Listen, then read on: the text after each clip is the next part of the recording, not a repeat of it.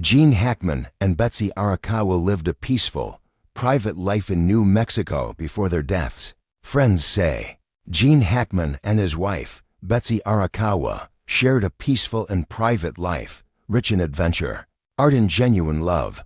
Before their unexpected deaths, their friends fondly remember. Their close, longtime friends, Daniel and Barbara Lenihan, said the couple, who was found dead Wednesday in their New Mexico home, had chosen to live in a quiet area. Tucked away inside a home, they built atop 12 acres of land up in the mountains, just outside of Santa Fe. They were very private, and we certainly respected that, Barbara told CNN, adding that Arakawa rarely used cell phones and would usually communicate by email. They were really by themselves, which is the way they wanted it. The two couples met over 30 years ago when Hackman and Arakawa were visiting Santa Fe and stopped by a diving shop where Hackman saw a drawing of the USS Arizona and Pearl Harbor that Daniel, an underwater archaeologist, had mapped. Hackman wanted to meet Daniel, so the four of them went to lunch together and immediately hit it off. And it was history from there, Barbara said.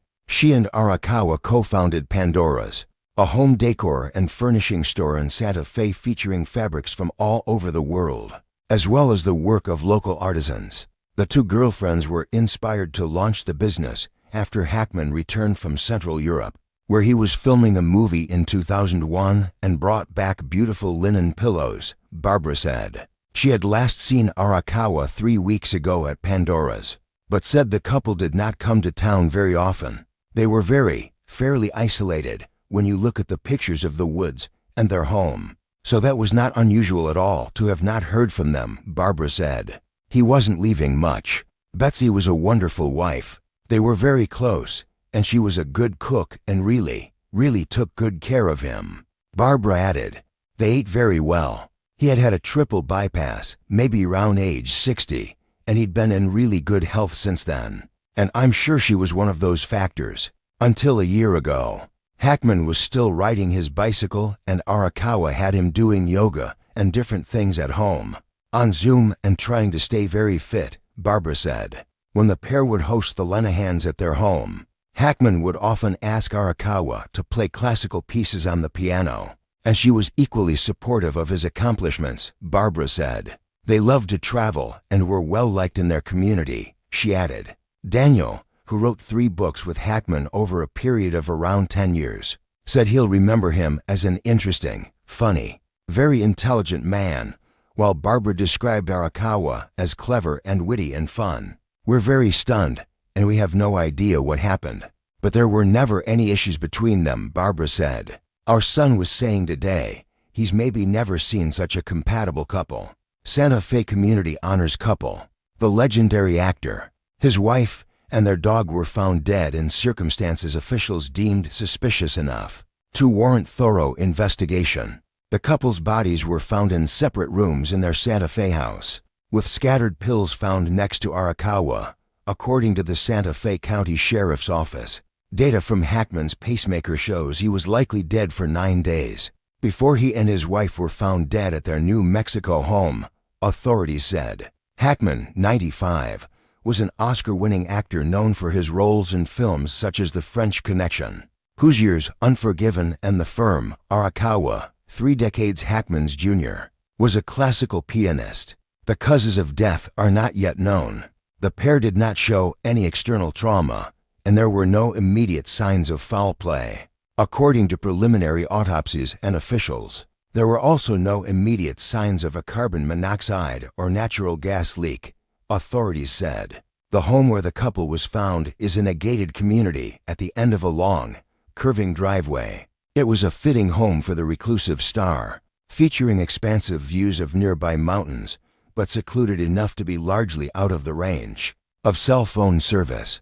Hackman and Arakawa moved to the Santa Fe area more than a decade before he effectively retired from acting at age 74. It had a kind of magic in it, he told Architectural Digest in 1990. Hackman was a treasured New Mexico resident, New Mexico Gov. Michelle Lujan Grisham said Thursday in a Facebook post, adding that he lived in Santa Fe as a low-key and friendly member of our community and was a beloved neighbor to many. Gene's extraordinary Oscar-winning career brought characters to life with unmatched authenticity.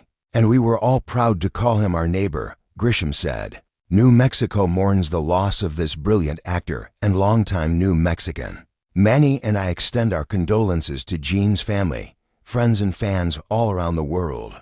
He treated everybody well and with graciousness and respect. The same with Betsy, Santa Fe Mayor Alan Weber told NBC. These are two people who have huge talent, gifts, global reputations. And yet here in Santa Fe they're just down-to-earth people, part of the community. The couple was often spotted in Santa Fe at their favorite restaurants or at Arakawa's shop. And everyone in town has a favorite story, a favorite memory. A huge amount of fondness and affection for both of them, Weber said. Hackman, who enjoyed painting in addition to writing, was very involved with the art world, often gifting art to friends. Another one of Hackman's friends, Stuart Ashman, remembers coming across the actor at a community arts gathering, a coincidental meeting that resulted in over 20 years of friendship, according to BBC. The pair also attended Pilates classes together, and Hackman often got in trouble for talking too much, Ashman joked. Gene, are you going to work out or do you just want to talk to Stuart today? Ashman recalls their Pilates teacher asking. Ashman said he raised chickens and would often bring a dozen eggs to Hackman, who one day returned the kind gesture with a large landscape painting he made for Ashman. He was so down to earth that you didn't realize that you were talking to a celebrity. He was more interested in you than in telling you about himself, Ashman told BBC. Hackman also regularly donated his artwork for auctions, his friends say. We just went to a big cancer auction on Valentine's that had some of the most prominent artists around donating pieces, and Gene always donated a piece, Barbara Lenihan added. A couple years ago, he had a really nice piece. We didn't even know he was doing it. And they were chuckling and saying he always runs in with the paint still wet that afternoon to hang it on the wall. The Georgia O'Keeffe Museum in Santa Fe issued a statement on Thursday, saying it is deeply saddened by the passing of Hackman and Arakawa. From 1997 to 2004, Gene served on the museum's board of trustees, playing a vital role in shaping the museum's early years.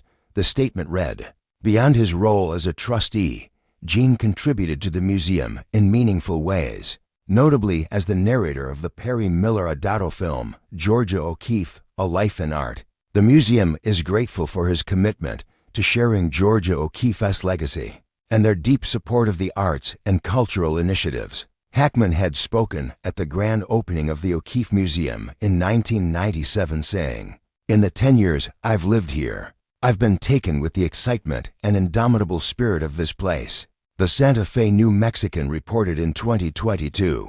In 2011, GQ asked Hackman how he wanted to be remembered. As a decent actor, as someone who tried to portray what was given to them in an honest fashion, he told the magazine.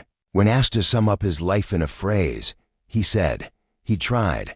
I think that'd be fairly accurate."